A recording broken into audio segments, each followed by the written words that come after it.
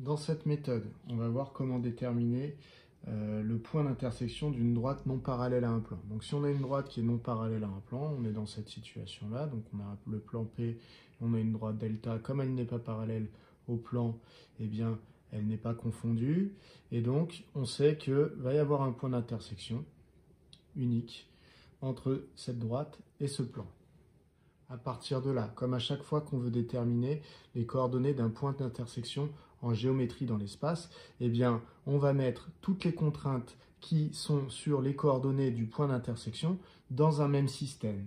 Donc, les contraintes des coordonnées de mon point d'intersection entre delta et P, eh bien, elles sont d'appartenir, mon point doit appartenir à la fois à la droite delta et au plan P. Pour appartenir à la droite delta, ça veut dire qu'il existe un T tel que le X de mon point d'intersection soit égal à 2 moins 3T, qu'il existe un T, que pour le même T, le Y vaut du coup 3 plus 2T, et que le Z vaut 4 plus 5T. Donc ça, c'est la contrainte pour que le point appartienne à la droite delta. Mon point d'intersection a une deuxième contrainte, c'est qu'il appartienne au plan P. Donc ça veut dire que ces coordonnées vérifient l'équation cartésienne. Donc c'est la dernière contrainte sur les coordonnées de mon point d'intersection, c'est que 4 fois son x moins 5 fois son y plus 10 fois son z plus 9 soit égal à 0. Donc, je répète, quand on veut déterminer les coordonnées d'un point d'intersection en géométrie dans l'espace, on crée un système dans lequel on met toutes les contraintes sur les coordonnées. Ça, ce sont les contraintes de mon point doit appartenir à delta, et ça, c'est la contrainte de mon point doit appartenir au plan. Je vais donc chercher à résoudre ce système. Alors, pour résoudre ce système, eh bien, on va avoir quoi? On a l'équation ici qui relie x, y et z. Dans toutes les autres équations, j'ai deux inconnus, xt, yt, zt. Dans celle-là, j'ai trois inconnus, x, y et z. Moi, ce que j'aimerais bien, c'est avoir une équation dans laquelle je n'ai qu'une seule inconnue. Comme ça, je pourrais trouver sa valeur. Tant que j'ai deux inconnus dans chaque équation, et même dans la dernière 3, eh bien, je ne peux pas déterminer mes inconnus. Donc, ce que je remarque, c'est que x, y et z sont tous les trois exprimés en fonction de t. C'est-à-dire que dans la dernière équation, si je remplace x, y et z par leur valeur en fonction de t, eh bien, du coup, je vais obtenir une équation dans laquelle il n'y aura que la variable t. Donc, c'est ce que je vais faire. Donc, je recopie mes trois premières équations auxquelles je ne vais pas toucher tant que je n'aurai pas trouvé la valeur de t. Et dans la dernière équation, je remplace x, y et z par leurs expressions en fonction de t. Ça donne 4 fois x, donc x, c'est 2 moins 3t. Donc 4 fois 2 moins 3t, moins 5 fois y, y c'est 3 plus 2t, plus 10 fois z, donc c'est 10 fois 4 plus 5t, plus 9, ça doit donner 0. J'ai donc bien obtenu une équation avec une seule inconnue. Pour l'instant, elle est assez longue, mais on va faire les calculs et on va voir qu'on s'en sort. Alors, je recopie encore une fois mes trois premières équations.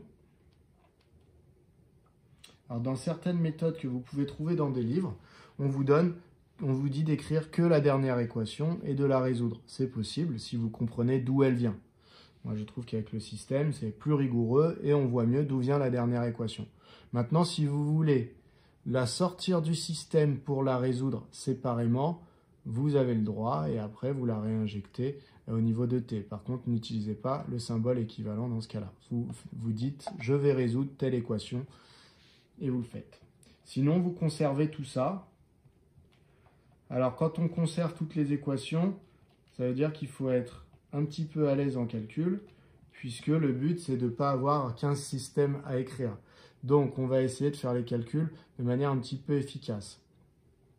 Alors, je vais quand même détailler, puisque c'est une vidéo pour détailler, je vais détailler les choses. Donc, ça me donne 4 fois 2, 8. 4 fois moins 3t, moins 12t, moins 5 fois 3, donc moins 15, moins 5 fois 2t, donc moins 10t, plus 10 fois 4, plus 40, plus 10 fois 5t, plus 50t, plus 9, égale 0. Alors, c'est équivalent à quoi?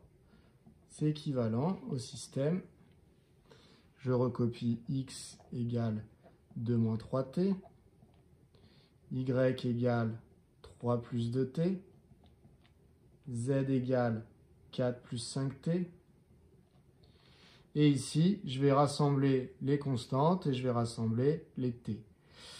Les t, il y a quoi? Il y a moins 12t, moins 10t, donc là on est à moins 22t. On rajoute 50t, on a donc 28t.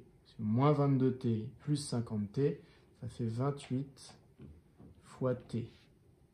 Les constantes, j'ai 8, moins 15, donc on est à moins 7. Moins 7 plus 40, on est à 33. 33 plus 9, on obtient 42. Donc plus 42 égale 0. Donc, le but, c'est de déterminer la valeur de t. Je l'écale un petit peu. Voilà. Donc, ça veut dire que je vais déterminer t, puis je vais le réinjecter comme ça dans les trois autres équations pour trouver les coordonnées x, y, z du point d'intersection.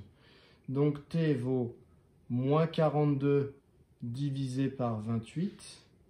Donc, moins 42 divisé par 28, ce qui fait moins 3 demi.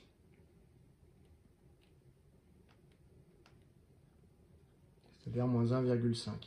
À partir du moment où vous savez ça, eh bien, vous pouvez réinjecter t dans x, y et z.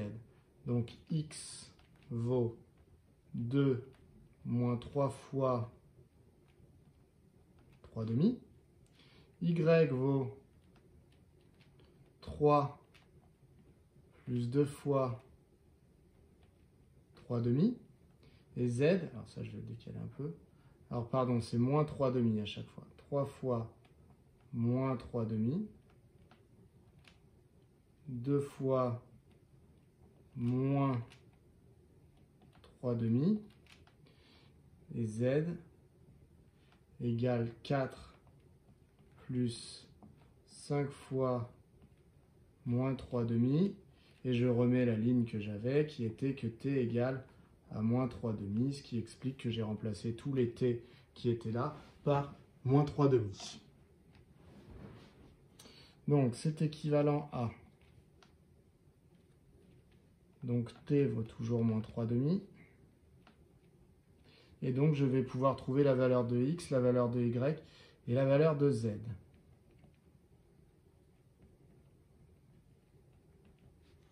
Ce qui donne, alors vous faites le calcul, hein. Ça va vous donner x égale 13 demi. Y, si vous faites le calcul qui est ici, ça va vous donner 0.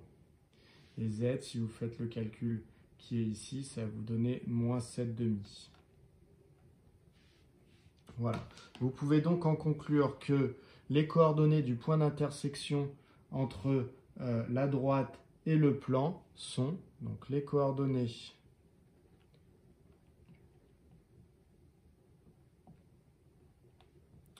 du point d'intersection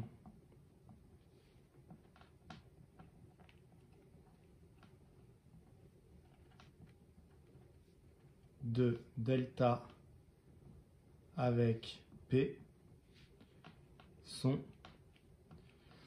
alors x on a dit que c'était 13 demi, y c'est 0 et z c'est moins 7 demi. Le t n'apparaît pas, le t ça correspond à quoi? Ça correspond tout simplement aux paramètres qu'il fallait mettre ici dans la représentation paramétrique de delta pour obtenir les coordonnées du point d'intersection. Donc voilà pour cette question.